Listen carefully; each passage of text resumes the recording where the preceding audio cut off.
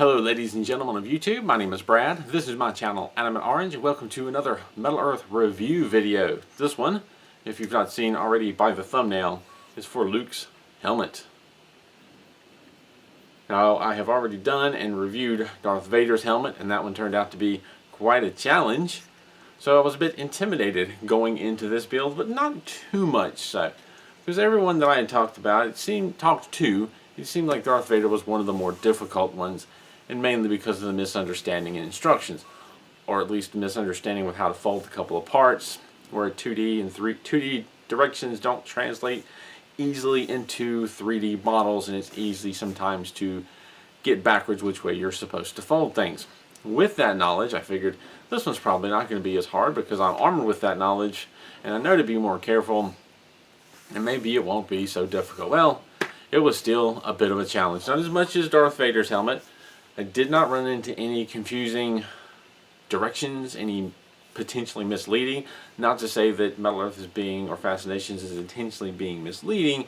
It's just a thing that happens when you are trying to give instructions on how to make a thing in 3D on two-dimensional paper.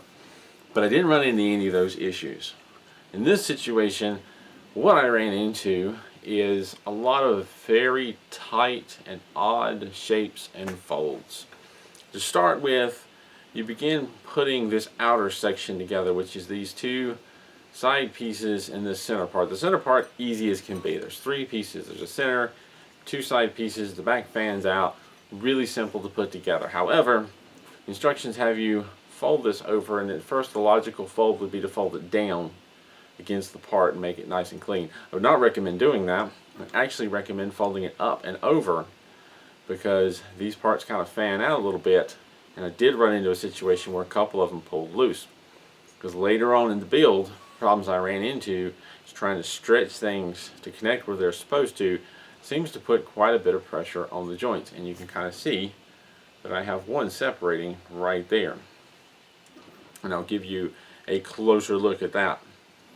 Now, shaping these two side pieces is not very clear exactly how they're supposed to go, and they seem very odd and very awkward, and you really find yourself, or I found myself, shaping it and going, am I even doing this right? There's nothing to compare it to, and it's a little while before you get to that point, but don't worry too much.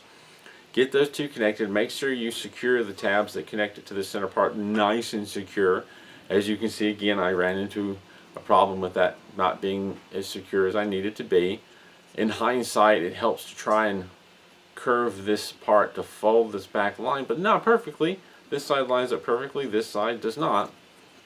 But just do the best you can. Don't worry too much about that, because it does pull together later. Once you've got this top part, then you kind of go in the inner part of the helmet, and that's a little more straightforward, a little easier.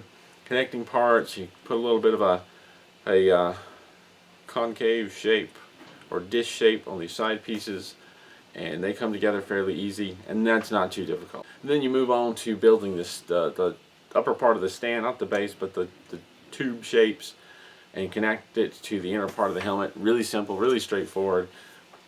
Put the inner part of the helmet, connect to that, simple and straightforward. Twist the tabs, and then you put these over connected pieces on top of that, and that's where I ran into the most difficulty.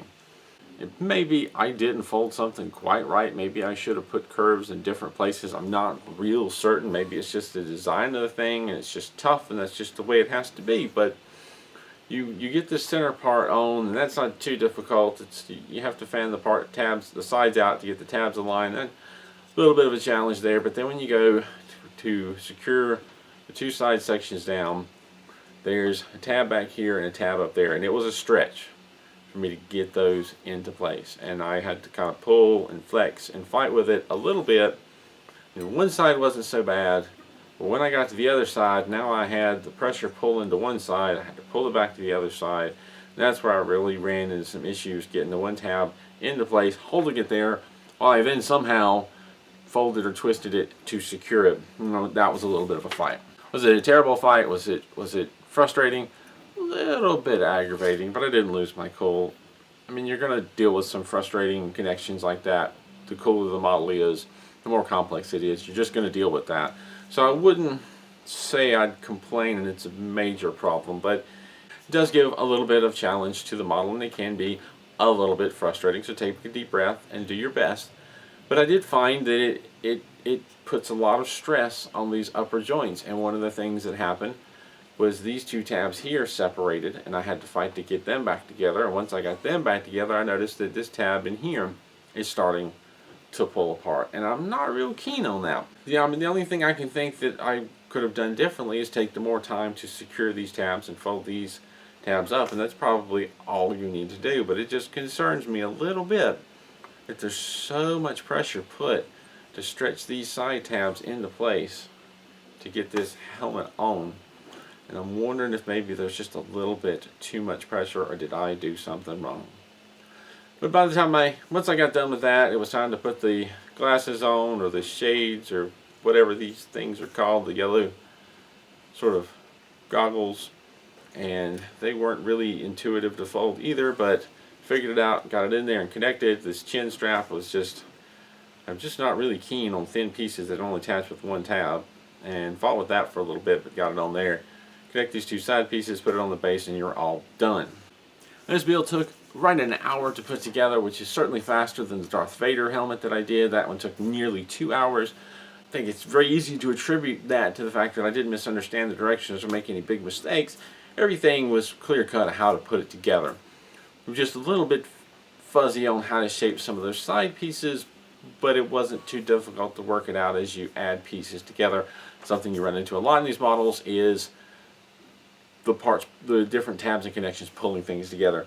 Does it fit as cleanly as I'd like it to? No, it seems to be a bit bulgy, and I don't know, just I would kind of hope for it to have a finalized, cleaner look. The way these back pieces kind of don't sit quite so flat, and there's gaps here and there. Again, this could be just me not folding it quite right, but when you're taking flat metal pieces and trying to form them into a round shape, especially when you're dealing with several different pieces, it's not the easiest thing to do, and it takes a bit of patience, and you're only going to get so far.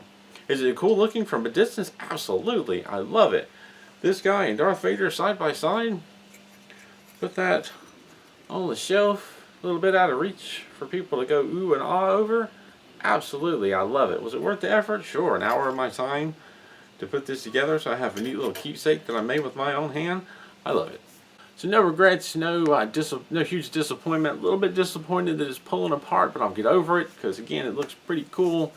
Maybe one of these days I'll revisit this build and try it again and end up with better results. Who knows? I say that a lot about the models that I do, but I find myself more often than not moving forward with new builds. Certainly does give you a little bit of appreciation for the complexity of these models when you have to actually assemble them yourself out of different pieces. You don't notice the detail, and this is something that happens with most every Metal Earth model I put together. You don't quite notice, or at least I don't notice, all the different bits and details of something until you put it together with your hands. You have to fight with making them fit and place it yourselves. It really makes you pay more attention to that detail. That's just me. I'm a very hands-on learner, so that makes sense for what I do. Don't always immediately notice everything in the world around me. It takes me several times to visit a store before I start to catch on in its layout. Don't get it the first time, but you let me put my hands on something and put it together, I can tell you how to take it apart and put it back together for a long time. I'm very much a hands-on person. These models are great for me. Your experience may be a little bit different, but I really enjoy the knowledge and the experience of putting these things together and getting more, absorbing more of the detail of the models.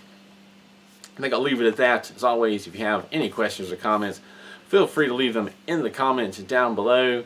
Thank you to my Patreon supporters for giving me the financial freedom to do what I do and help pay for new models and equipment and keeping these videos coming, as well as the news videos every week.